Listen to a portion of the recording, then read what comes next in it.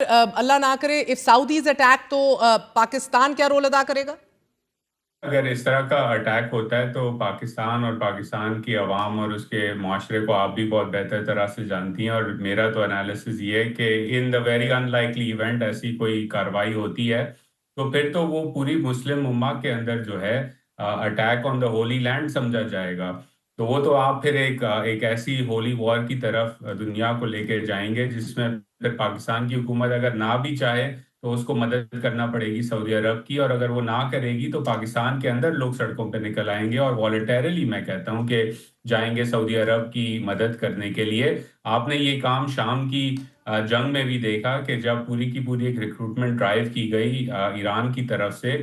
کہ شام کے اندر جو ہولی سائٹس ہیں